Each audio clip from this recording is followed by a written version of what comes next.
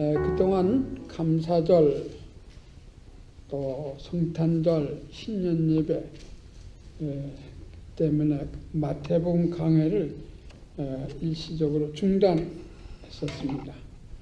오늘부터 마태복음 강해를 다시 시작하겠는데, 지난 시간에 그 17장 위에 보면 예수님 변화산에 가서 베드로, 야곱, 요한 이 세 제자 앞에서 변화한 모습, 그 하늘의 영광을 보여주셨습니다.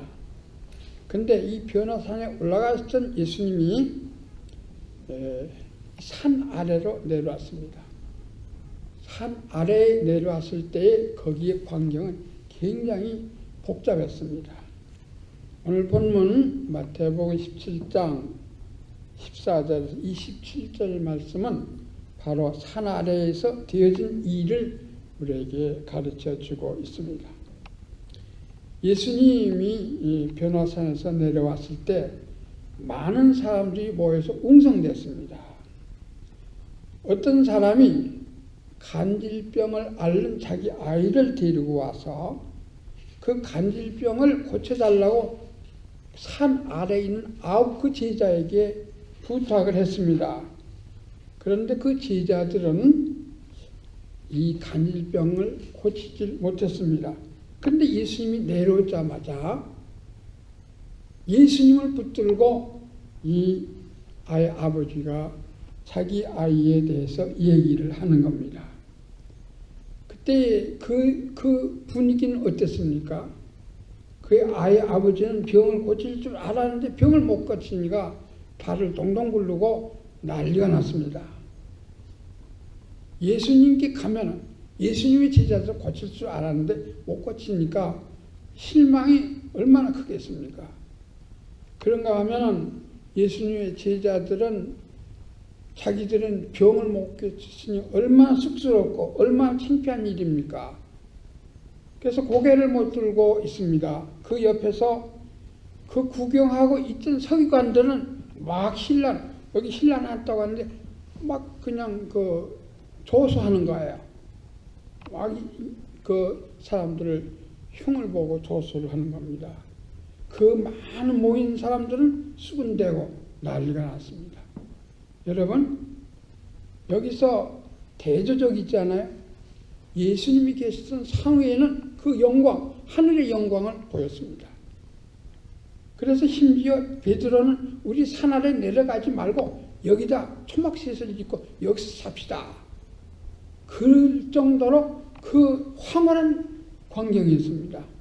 그러나 산 아래는 예수님이 안 계셔서 그 제자들이 병을 못 고치니까 귀신이 판을 치는 거예요. 마가복음에 보니까 이 아이는 그 간질을 하는데 왜 간질하니? 귀신이 함께하기 때문에 간질을 한다고 그랬습니다. 그 귀신이 이렇게 사람들을 곤란하게 만들고 고생스럽게 만들고 시끄럽게 만들었던 것을 볼 수 있습니다. 산 위에서의 하나님의 영광과 산 아래에서 바로 이 귀신이 역사하는 산 아래에서 광경을 우리가 대조해서 볼 수가 있습니다.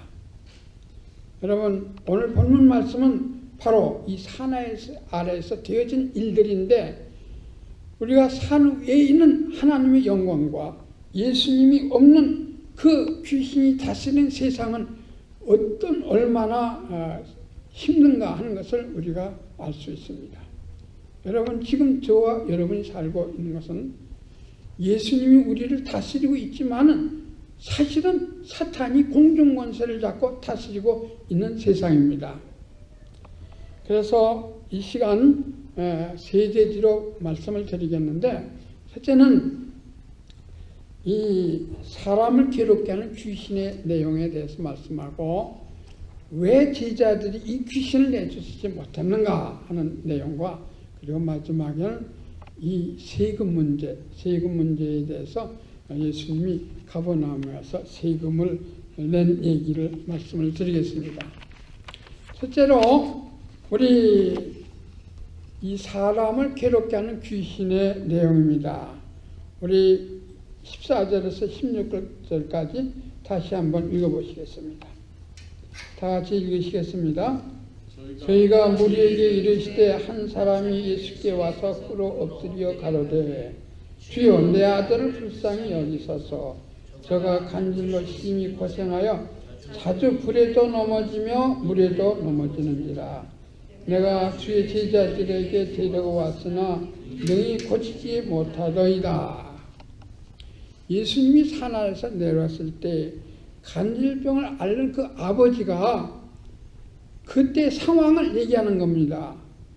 예수님이 안 계시서 이 산 아래 있는 9 제자에게 고쳐달라고 했더니 예수님, 이 제자들이 고치지 못했습니다.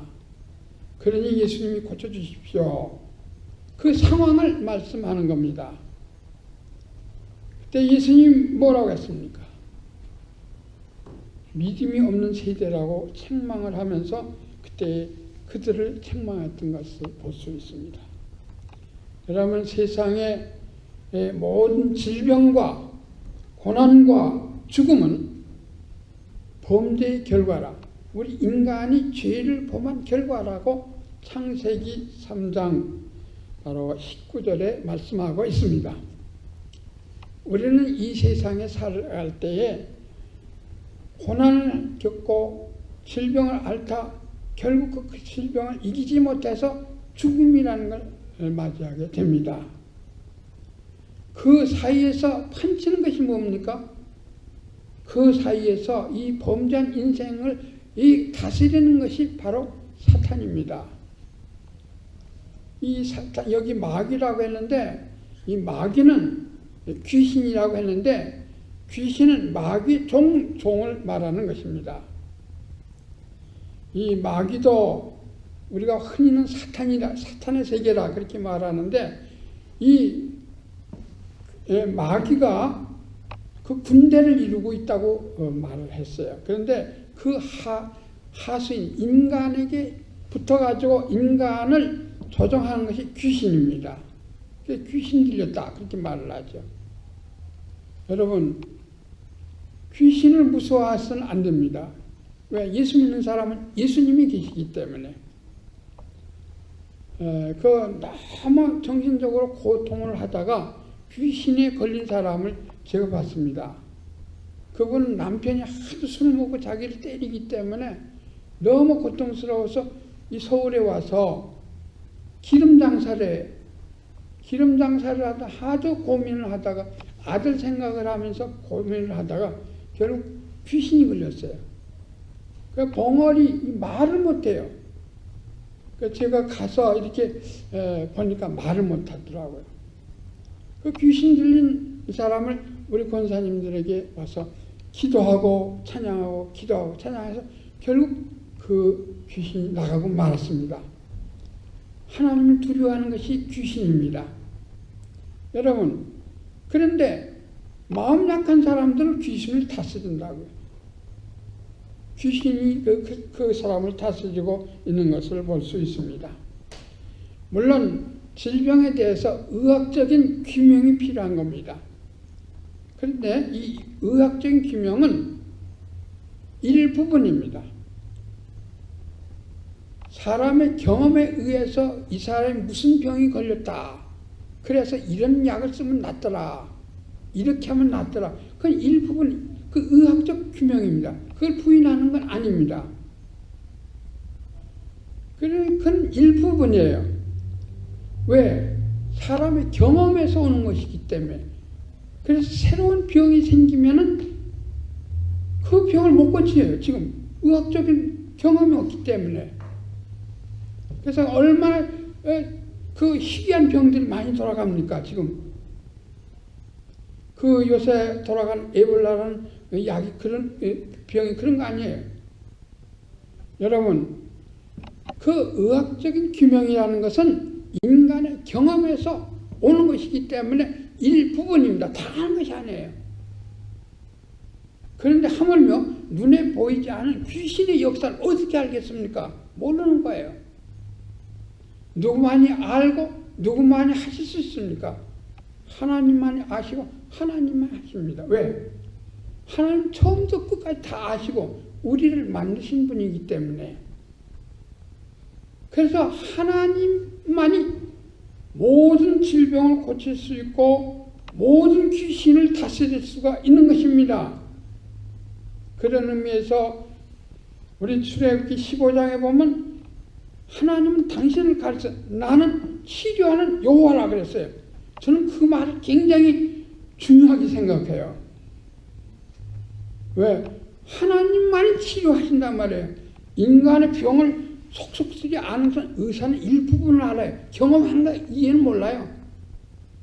그러면서 돈은 다 받아먹죠. 그러나 귀신이 하는 일을 몰라요. 그래서 하나님을 의지하는 것이 바로 이 병을 고치는 이유가 되는 것입니다. 그런 의미에서 오늘 예수님께서는 이제 두 번째로 이 귀신을 내쫓으면서 제자들이 왜 귀신을 내쫓지 못했는가 하는 것을 말씀하고 있습니다. 우리 17절부터 우리 20절까지 우리 같이 읽으시겠습니다.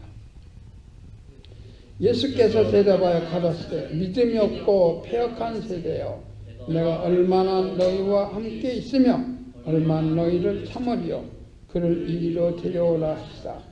이에 예수께서 꾸짖으시니 귀신이 나가고 아이가 그때부터 나오니 이때에 제자들이 조용히 예수께 나와 가로되 우리는 어찌하여 쫓아내지 못하나이까 가라사대 너희 믿음이 적으니라 진실로 너희에게 이르노니 너희가 만일 믿음이 한 계라신만큼 있으면 이 산을 명하여 여기서 저기로 옮기라 해도 옮길 것이요 또 너희가 못할 것이 없으리라.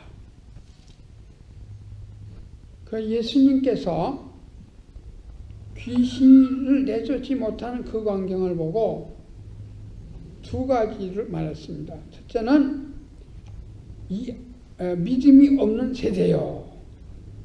그렇게 말했어요. 17절에 예수께서 대답하여 가라사대 믿음이 없고 패역한 세대요. 그건 세대 전체를 두고 하는 말입니다. 그건 세상을 두고 하는 말이에요. 믿음이 없고 패역한 세대. 내가 얼마나 참으리요. 그 말은 예수님이 곧 죽으신다 이 말이에요. 그 22절이 나왔죠. 예수님 죽으신다는 거. 그리고 26절에는 그 가버나움에가 세금 문제 때문에 나오고 있어요. 여러분 우리도 세금 내는 기간이죠. 보통 저는 4월 15일까지 내야 되더라고요. 그런데 그때에도 세금 내는 기간이 있었대요. 그 사전에 보니까 그때 성전세를 받는데 유대인은 다 성전세를 받았습니다. 대개 3월 15일 니산월이니까 3월 달입니다. 3월 초순에 내야 돼요. 그 지나가면 안 된대요. 그러니까 예수님이 6월절 때 예루살렘 돌아가셨으니까 약 한 달 남았댔어요. 한 달, 죽기 전에 한 달 전에 이 일이 있었던 거예요. 자, 이 일은 어떻게 되는가 하니 여러분 예수님이 제자들을 데리고 저기 가이사라 빌립보에 갔어요. 수양차. 그 가실 때 하신 말씀이 뭐냐? 내가 베드로의 신앙 고백을 듣고 내가 예루살렘 올라가면 제사장들에게 죽으리라 그랬어요. 그러니까 베드로가 뭐라 해서 깜짝 놀라면서 그런 일이 있으면 안 됩니다. 그때 예수님 뭐라 그랬어요? 사탄아 물러가라. 너는 나를 넘어지게 하는 자라. 그렇게 말씀했어요. 그러니까 여기서 죽으신다는 얘기 두 번째예요. 예수님이 이제 가이사라 빌립보에서 이 변화산에 오시는 도중이에요. 변화산에 오시는 도중인데 그 변화산이 학자들마다 다달라요.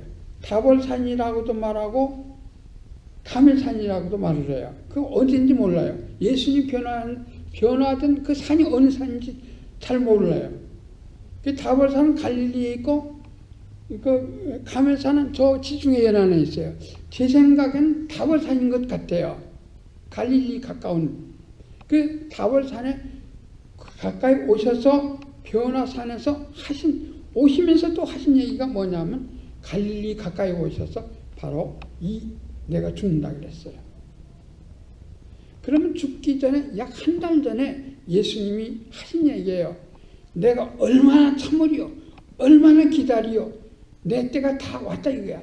그러면서 이 패역한 믿음이 없고 패역한 세대라고 말했습니다. 그런데 그 믿음이 없는 그 모든 세계뿐만 아니라 제자들마저도 믿음이 전혀 없는 것이 아니라 그건 뭐라고 했습니까? 믿음이 적은 연고라 그랬어요.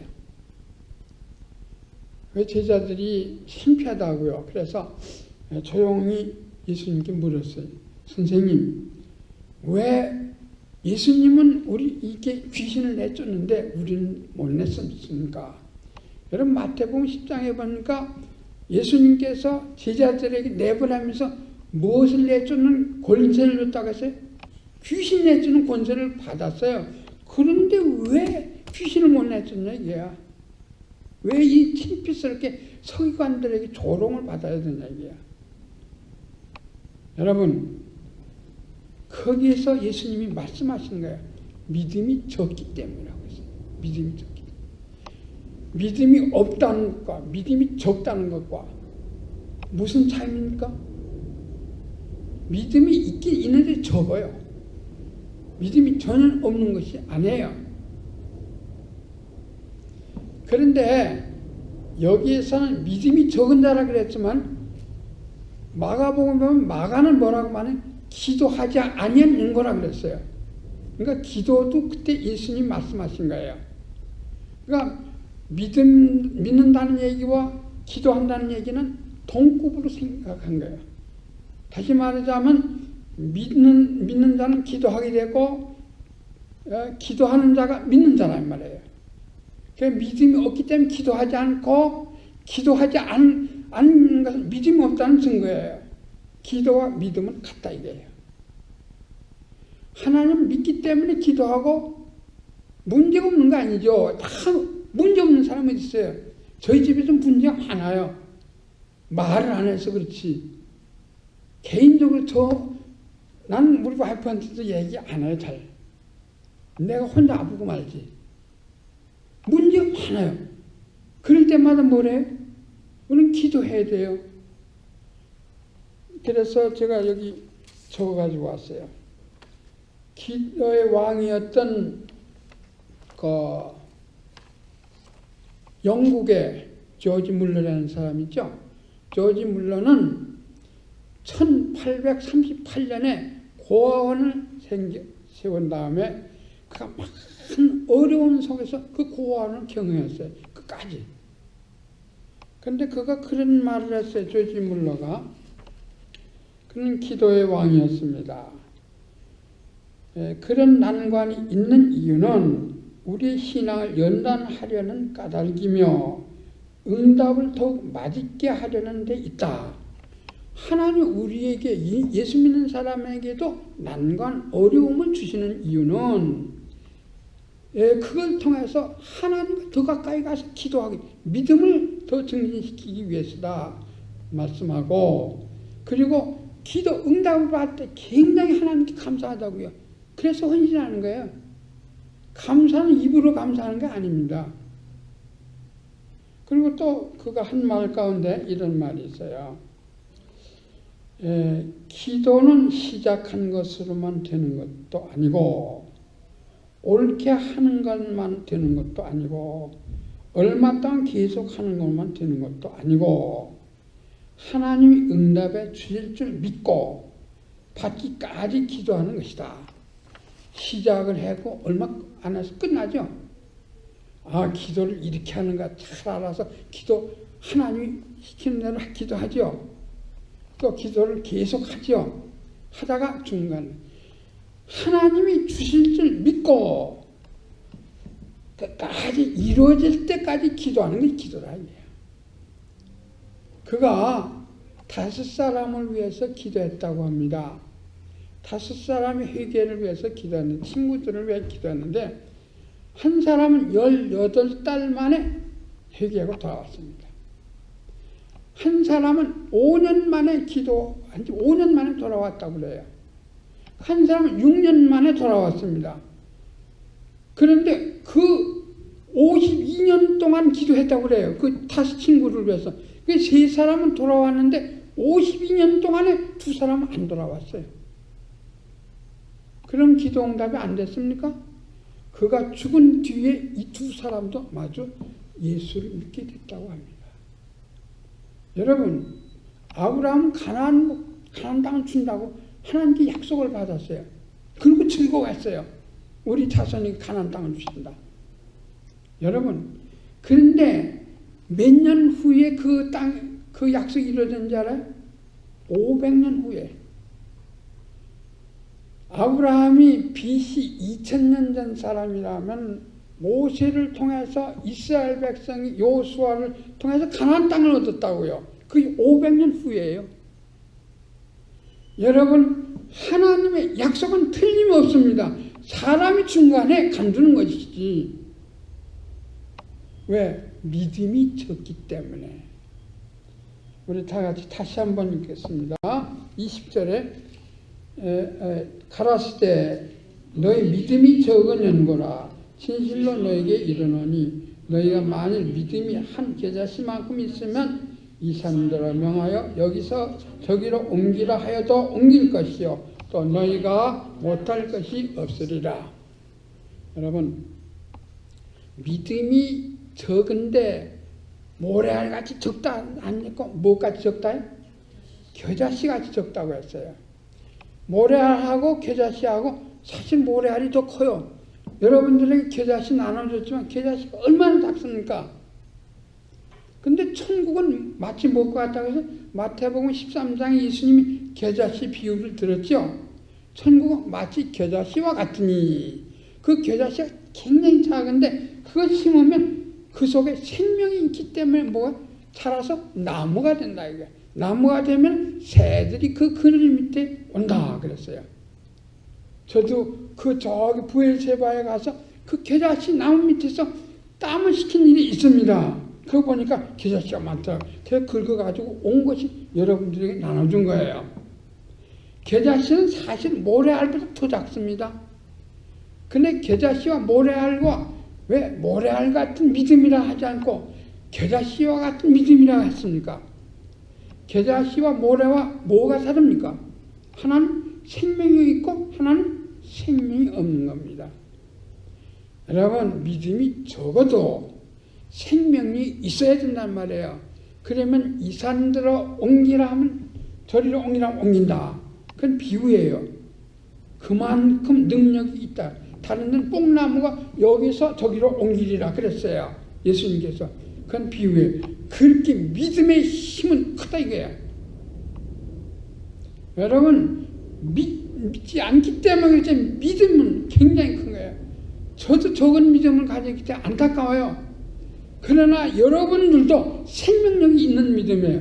그럼 생명력이 있는 믿음과 생명이 없는 가짜 믿음과 어떻게 다릅니까? 뭐가 다르겠어요? 뭐가 달라요? 뭐 이 세상에 가짜 믿음이 많아요. 짝퉁 믿음이 많아요. 가짜 믿음이 많아요. 외식하는 믿음이 많아요. 그거는 생명과도 변화가 안 돼요. 생명력의 특징은 자라는 거예요. 오늘 다르고 내일 다르고 작년 다르고 금년 다르고 달라요. 그 믿음은 자라서 나중에 하나님 나라에까지 간다고요. 여러분, 생명력 있는 믿음은 무엇입니까?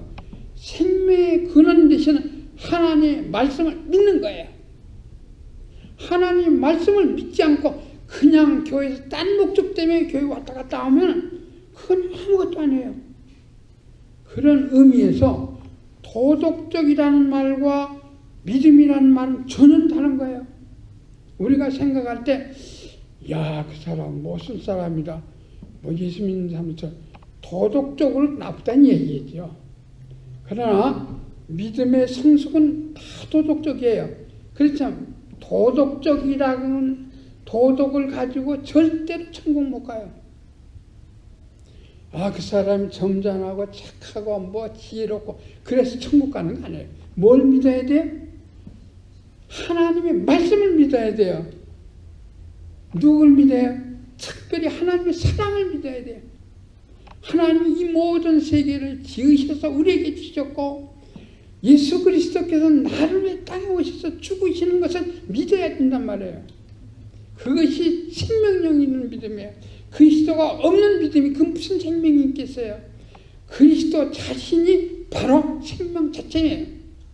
이 세상 모든 것은 다 썩어 없어지고 말아요. 지나가는 거예요. 그러나 그리스도는 영원한 거예요. 그 그리스도가 나를 위해서 죽으셨어요.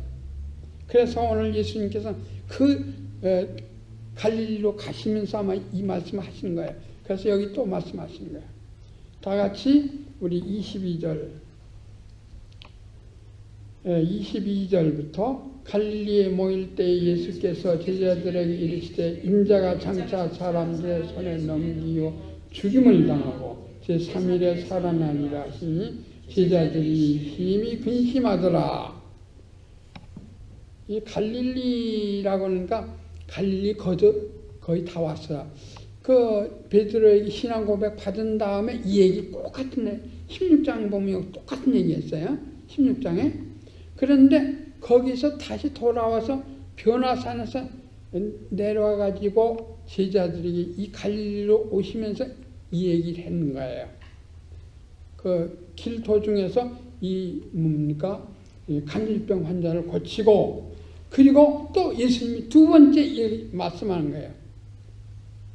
예수님 뭐라고요?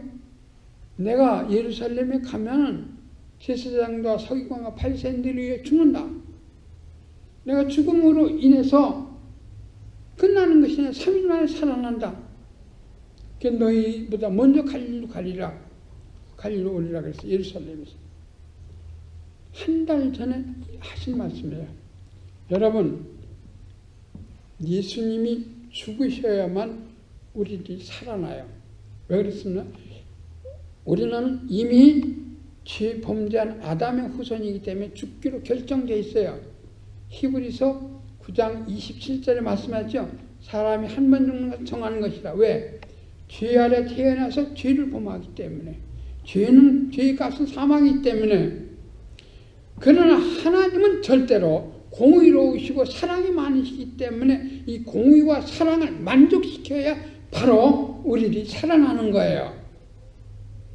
그런데 예수님이 우리의 죄값을 치러지기 위해서 죽으셔야 돼요. 죽지 않으면 우리 죄는 그대로 있는 거예요. 왜? 하나님의 공의를 만족시켜야 되거든요. 하나님은 그저 죄를 묵인하는 법은 없어요. 괜찮다 그러는 법은 없어요. 죄값은 반드시 받아요. 누구나 죄값은 받는다. 그래서 예수님이 대신 우리를 위해 십자가에 죽으셔야 되는 거예요. 죄값은 사망이기 때문에. 예수님이 왜 죽으셨어요? 하나님 무엇을 만족시키기 위해서? 공의와 사랑을 만족하기 위해서. 그래서 예수 그리스도의 죽음은 곧 우리들의 삶이 되는 겁니다. 이것을 믿어야 돼요. 이것을 믿어야 돼요. 이것이 개자신 믿음이에요. 속에 살아있는 믿음이에요.